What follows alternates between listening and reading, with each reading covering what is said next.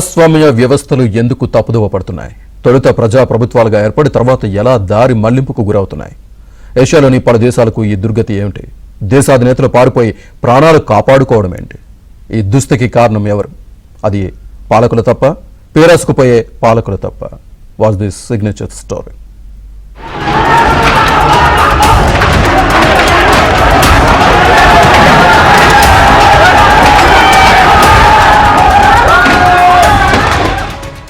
నేపాల్ దాదాపుగా రావణ కాష్టమైంది. ఆ దేశంలో ఎక్కడ చూసినా హింసాత్మక నిరసనలు వెల్లువెత్తుతున్నాయి. దీంతో భీతిల్లిన నేపాల్ ప్రధాని కేపీ ఓలీ తన పదవికి రాజీనామా చేశారు. ఆయనకు గత్యంతరం లేక రాజీనామా సమర్పించారన్న టాక్ నడుస్తోంది. ఈ క్రమంలో దేశం విడిచి వెళ్లేందుకు ఓలీ ఏర్పాట్లు చేసుకుంటున్నారు. అలా ఒక దేశాధినేత రాజీనామా చేసి దేశం విడిచి వెళ్లిపోవటం ఇది మొదటిసారి కాదు. చాలా దేశాల్లో అలాగే జరిగింది. ప్రజారాజ్యాలుగా ప్రారంభమై నియంత సౌమ్యంగా మారిన దేశాల్లో ఈ పరిస్థితి ఎక్కువగా కనిపిస్తుంది.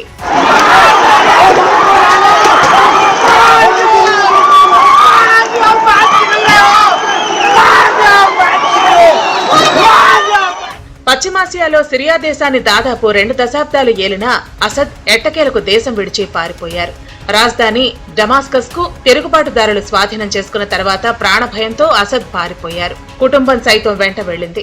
54 ఏళ్ల ఆయన కుటుంబ పాలనకు తెరపడింది. సిరియాలో అసద్ ఒక నియంతగా కూడా పేరు పొందారు.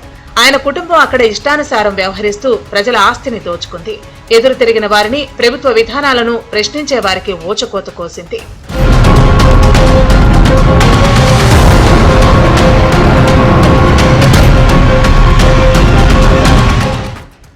దక్షిణాసియా దేశం ఆఫ్ఘనిస్తాన్ లో తాలిబాన్ల పునరాగమనం అప్పటి వరకు అక్కడున్న ప్రభుత్వానికి శాపంగా మారింది. అధ్యక్షుడు అష్రఫ్ ఘనీ దేశం విడిచి పారిపోయారు. తన రాజీనామాను ప్రకటించి మరీ ఆయన వెళ్లిపోయారు.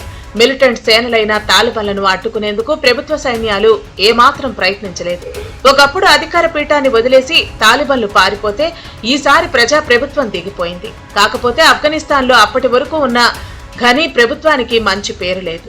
ప్రజాధనాన్ని భారీగా దుర్వినియోగం చేశారని, దేశానికి ఆర్థిక స్థిరీకరణ లేకుండా చేశారని ఆరోపణలు వెల్లువెత్తాయి. ప్రజాస్వామ్యయుతంగా పాలన చేయలేకపోయినందునే జనం మళ్లీ తాలిబాన్లకే జై కొట్టాల్సి వచ్చింది.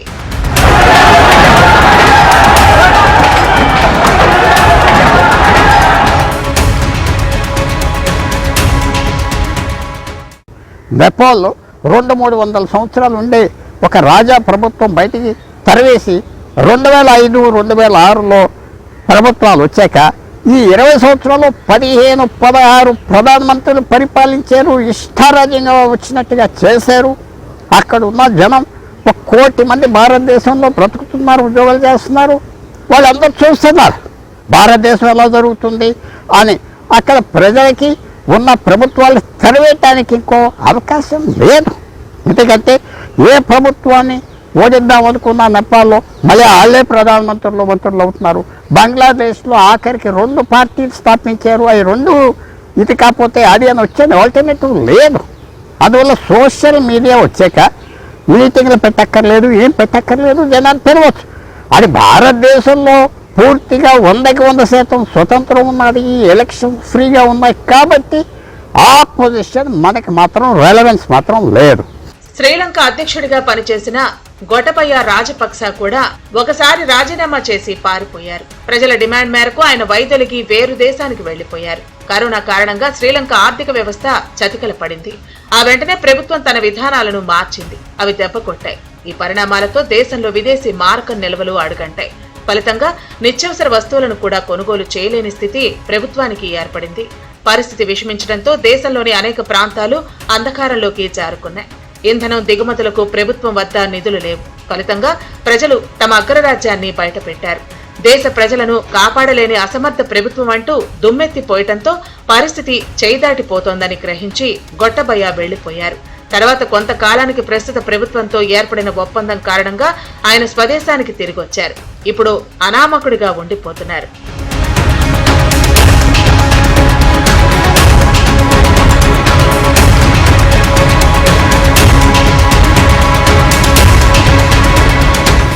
మన పొరుగు దేశం బంగ్లాదేశ్ లో రిజర్వేషన్ రగడ అక్కడి ప్రధాని షేక్ హసీనా దేశం విడిచి వెళ్లిపోయే పరిస్థితులు తీసుకొచ్చింది.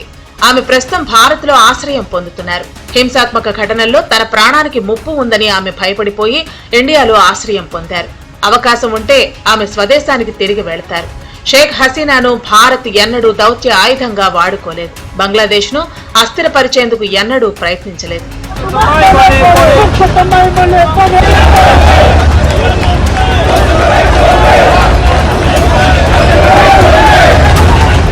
నేపాల్లో ప్రభుత్వ పెద్దలు ఇప్పుడు దేశం విడిచి వెళ్లాల్సిన పరిస్థితులు ఏర్పడ్డాయి. అధికారాన్ని వాడుకుంటూ ఆశ్రిత పక్షపాతానికి దిగటమే ఇందుకు కారణమని చెప్పాలి. అధికారంలో ఉన్న వాళ్ల పిల్లలు ఎంజాయ్ చేస్తుంటే మామూలు జనం తిండి లేక చచ్చిపోతున్నారు. ప్రభుత్వ పెద్దల పిల్లలను నెపో కిడ్స్ అని పిలుస్తున్నారు. ప్రభుత్వ సొమ్ముతో వాళ్లు విదేశాల్లో ఎంజాయ్ చేస్తుంటే సామాన్యులు కష్టపడుతున్నారు. అందుకే పన్నుల భారం మాది, విలాసాల జీవితం మీద అని ప్రశ్నిస్తూ నేపాలీలు నిరసనలు చేశారు. చివరకు కమ్యూనిస్టు పార్టీ అధ్యక్షుడు ప్రచండ కుటుంబ సభ్యులపై కూడా అవినీతి ఆరోపణలు ఉన్నాయి. ఆయన పార్టీ జెండాను కూడా నిరసనకారులు చించేశారు.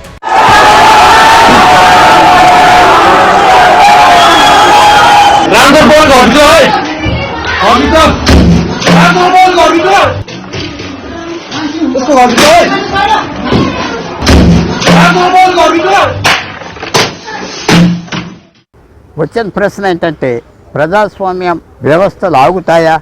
ఇలాంటి మన దక్షిణ ఆసియాలో బంగ్లాదేశ్, నేపాల్, అలాగే పాకిస్తాన్, శ్రీలంకని చూస్తున్నామంటే ప్రజాస్వామ్యం వ్యవస్థలు సరిగ్గా పనిచేయట్లేదు. పాలిటిక్స్ కరప్ట్ అయిపోయింది. ప్రజలు ఎదురుగా చూస్తున్నారు. వంశపాలికలు ప్రతి దేశంలో వాళ్ళే కంట్రోల్ చేస్తున్నారు, డబ్బులు చేసుకుంటున్నారు. కరప్షన్ ఆప్ చేయలేము, కోర్టులు కూడా ఉపయోగం లేవని ఒక స్థితికి వచ్చాక ఆ వ్యవస్థలు వదిలేసి ఇంకో దారి తీసుకుంటారు. ఏ దేశమైనా ఆనెస్ట్ ప్రభుత్వం ఇస్తే ప్రభుత్వానికి ఎదురు లేదు. అది మాత్రం ఫస్ట్ థింగ్ అర్థం చేసుకోవాల్సింది. నేపాల్లో, పాకిస్తాన్లో, బంగ్లాదేశ్లో, శ్రీలంకలో కరప్షన్ ఓపెన్గా చేస్తున్నారు. వాళ్ళ పిల్లలు, వాళ్ళ ఫ్యామిలీ మెంబర్స్ దీంట్లో పూర్తిగా పాల్గొన్నారు అని ఓపెన్గా జరుగుతుంది. కాబట్టి తిరుగుబాటుతనం వస్తుంది. సో ప్రజాస్వామ్యం వ్యవస్థలు పనిచేస్తున్నాయా అంటే పనిచేస్తే ఇవన్నీ జరగవు. ప్రజల అసంతృప్తిని, ప్రజాగ్రహాన్ని ముందే పసిగట్టి ప్రజాస్వామ్య విధానాలను పాటించిన వాళ్లు అధికారంలో మనుగడ సాగిస్తారు. లేని పక్షంలో ప్రాణాలు అరచేతిలో పెట్టుకుని దేశం విడిచి పారిపోవాల్సి వస్తుంది. తస్మాత్ జాగ్రత్త.